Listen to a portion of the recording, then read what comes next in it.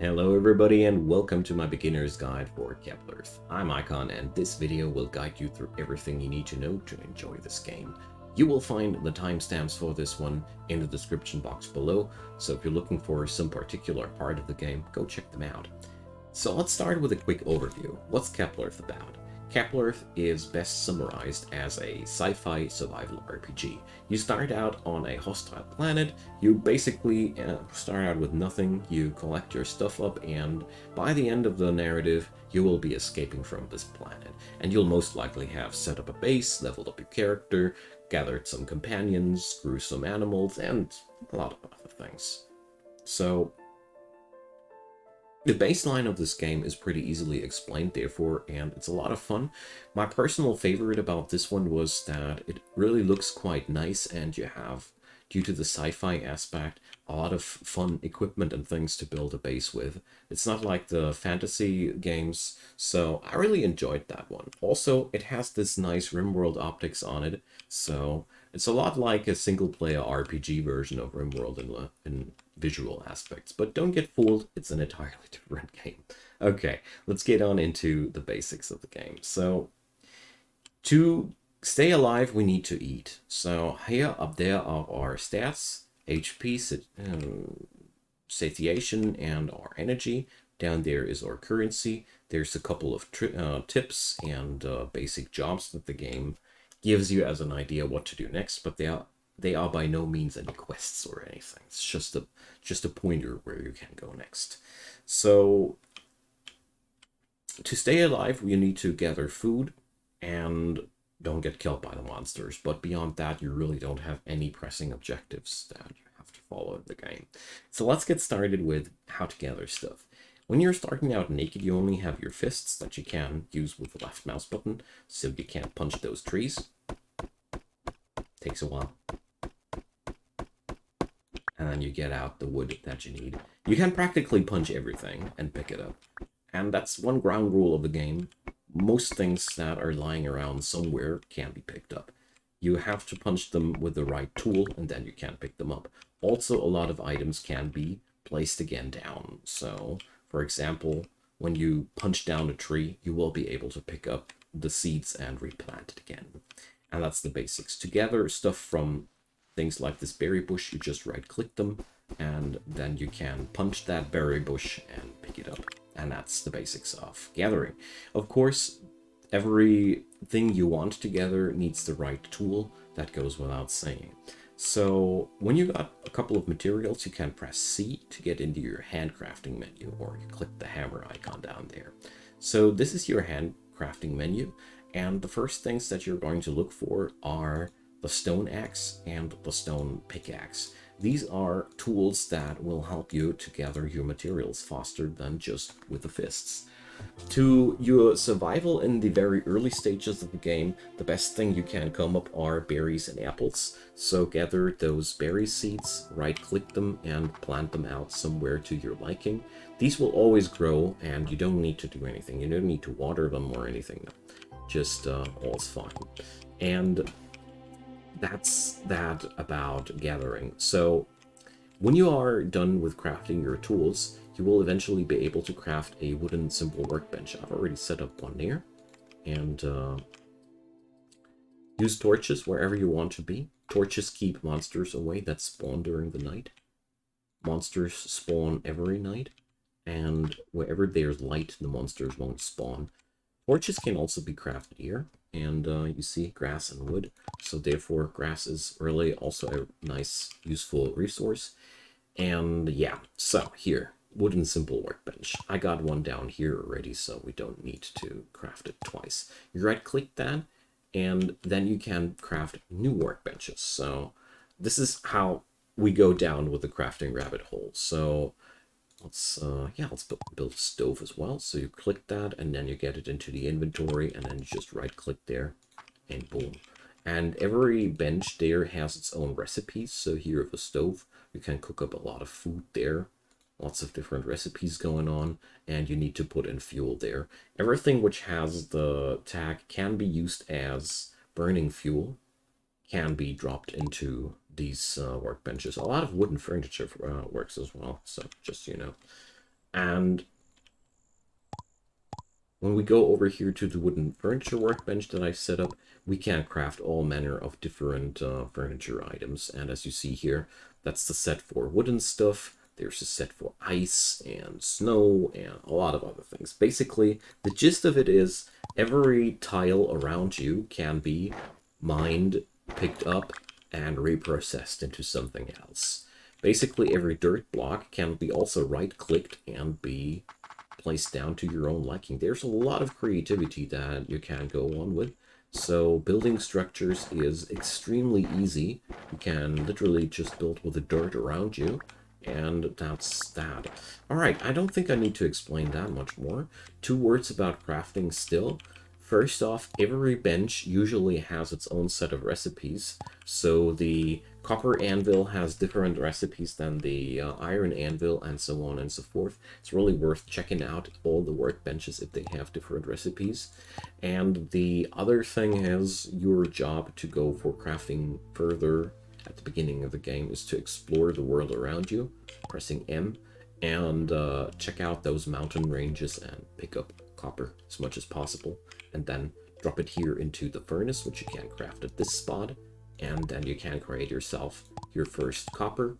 And once you have enough copper, you can craft yourself your copper workbench, and then that's that. And once you start at having iron, you go on there, and so on and so forth.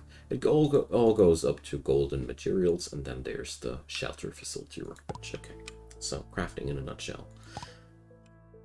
2 last words there, which I found extremely valuable as a tip. First off, the spear is a really good early game weapon, giving you extreme range without compromising yourself too much. And the other thing is, during your explorations, check out if you find any items that have the tag smeltable on them. So basically, if you find an iron anvil, you can pick it up and use it for your own liking, because the people in the cities in this game, they don't realize when you pick up stuff from them. They don't care. You can really dislodge an entire city as long as you don't hurt anybody. They don't care. So everything that you imagine that can be put into the furnace and smelted down into its basic materials, pick it up, check it out if it has the tag that it can be smelted. If so, be happy and enjoy your higher tier materials. So I want to lose a couple of words about building. I mean, we already saw that, how it works in its basics, but I also want to go a little bit deeper into that topic. As you can see here at the furniture workbench, we can create all manner of different things, more sophisticated structures, and these are, well, all visuals, but a couple of these things can be used later by NPCs. And quite important to say is you want to craft yourself a couple of containers that are super useful, and you can also use those containers, that's a really cool thing, in a way, oh, whoopsie, wrong, right click. And when you put something in a container, let's just say, let's just put this, put these. By the way, shift left clicking splits the stack. So we have now 1 cherry in there. And if you are now in the vicinity of the container, press B. There's this button, quick stack to nearby chests. And this way, you can just make your whole inventory management easier. Use that when you're constructing your outpost to your own liking. This way you can really make the whole ordeal easier. I already mentioned it.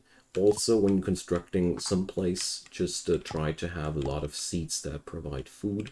You can also find a lot of seeds there as well.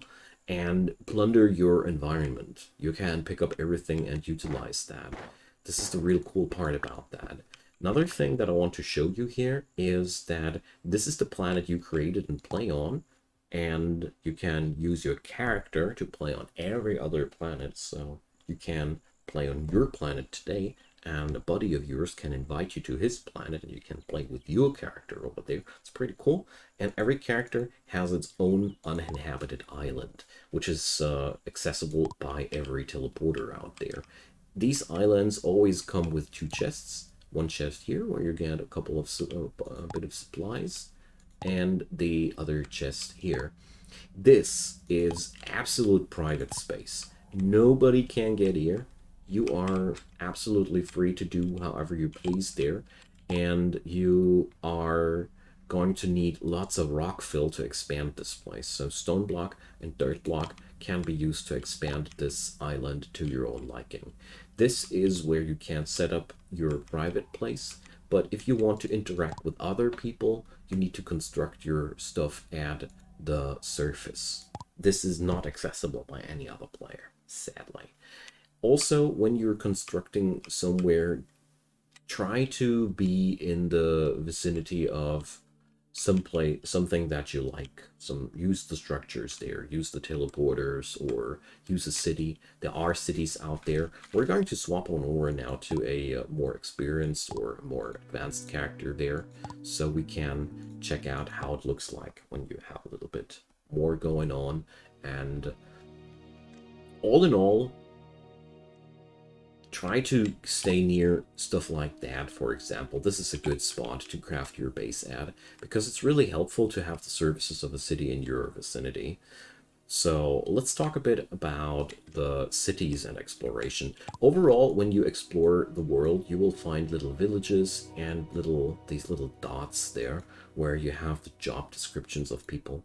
The cool thing about these people there is they sell stuff. And without the help of these guys, you can't acquire certain things. And also in cities, you can also buy yourself certain tools. For example, scissors and beehives at the herdsmen. And check them out. They all have something unique going on for themselves. And if you want livestock, you need those guys as well. And if you want to sell stuff, you can either sell it here at the city or at the at Ship's Place. We're going to talk about Ship's Place real quick as well while we're at the whole city exploration thingy there. So Ship's Lab is a place where you do your story progression, but it's also a place where you can buy things. The circuit boards can be bought here, and apart from that, I wouldn't recommend you to buy too much stuff early on at this guy's place. The Rifter Stones are home portal thingies, but the circuit boards, you need them for certain things to build, and it's really cool. You can also sell your stuff at this guy's place, and to repair stuff, you can go for a robot at your starting place or blacksmiths in the cities. So you see, there's a lot of benefit of having a waypoint near a city and building your base near there. Apart from that, I don't really need to explain much about building. As you see here, the templates explain themselves. What's a little bit bad about the game is that certain assets can't be rotated, so you will be always forced to some perspective. Can't change that. Alright, let's talk about leveling up your character and how that works. So when you press G here, you have the gene editing menu. As you see here, this is the board where you can place down genes, and down here you see all the unlockable skills. And how does that all work?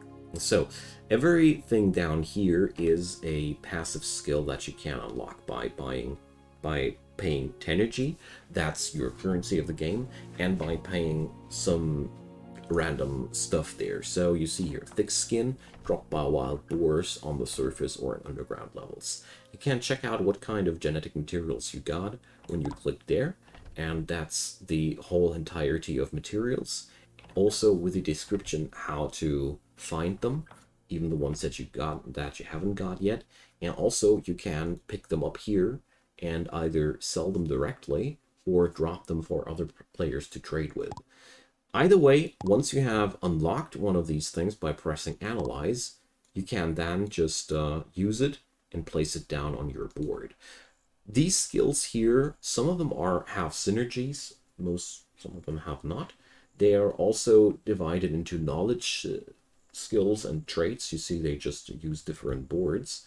And those lines down here, you see O of 0 of 3, O of 0 of 6. That means if I happen to have 3 of these yellow nodes, I start to get that bonus. If I start to have more of these red nodes, I get these bonuses, and so on and so forth. This is a color coding. So this is how you can level up your character. There is no other XP progression system there. Your character progresses by leveling up this stuff by gathering these items out in the world, and they can be gathered up by the most various tasks, from chopping trees to harvesting apples to mining out minerals, slaying monsters, you name it.